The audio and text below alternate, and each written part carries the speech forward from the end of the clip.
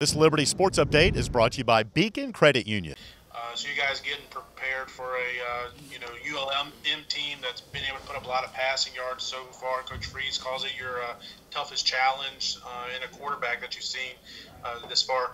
From a defensive standpoint, what's going into your game plan this week? What are some things that y'all are trying to make sure you're staying on top of for Saturday? For Saturday, is all about first and foremost you have to stop the run. I mean they are a passing team, but if you can run the football, why would you ever stop?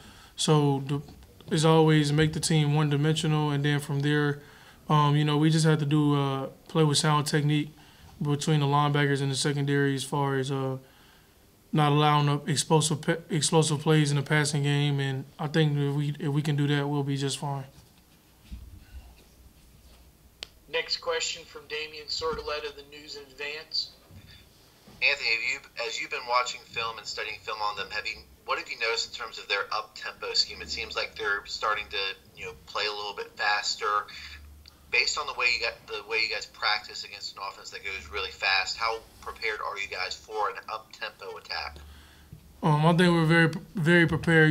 Being that we're in practice, it's game simulated as far as the tempo, but in practice it's actually a little faster because of the way that we use the referees to spot the ball. It's not how it would be in the game.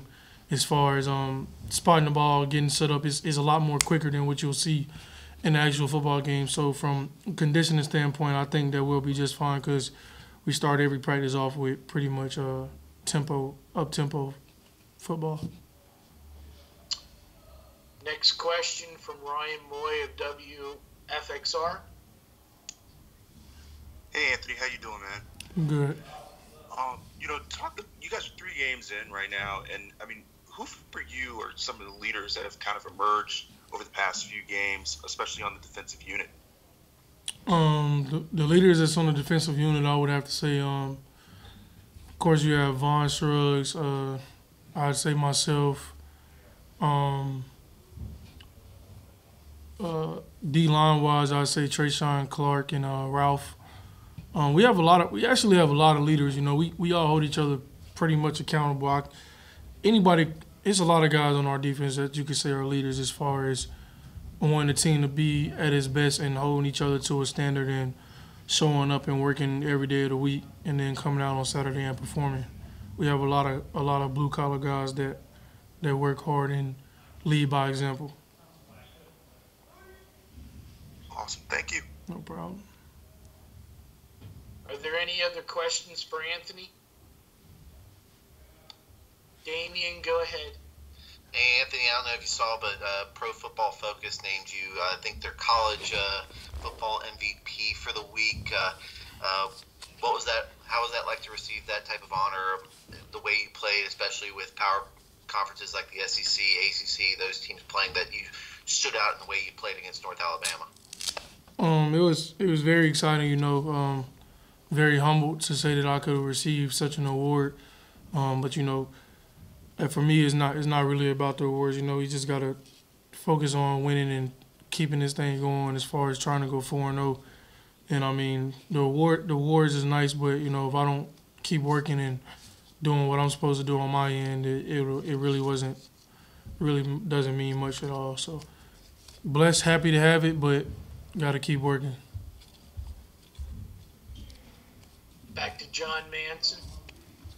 Anthony, you got the team lead now with 2 interceptions. You got some bragging rights now, giving some of those guys a hard time in the secondary. Yeah, my Coach Thomas brags to the other coaches about it. I try not to do too much bragging about it because them guys is on the way.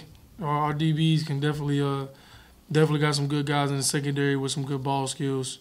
It's only a matter of time. So it's early in the season, but yeah, I guess I should brag a little bit while I can, because my time is coming up. I can only hold on to it for so much longer. Next question is Eric Johnson. Good morning. Appreciate your time this morning. Just got to ask you, with Coach Reeves the other day, he mentioned that you guys had won the game but didn't pass the test. I know there was a lot going on on the offensive side there. They necessarily step up quite as early as they probably wanted to. But is there any goals for the defense you guys are trying to achieve this week in terms of not only trying to win but pass the test, as Coach Freeze talked about?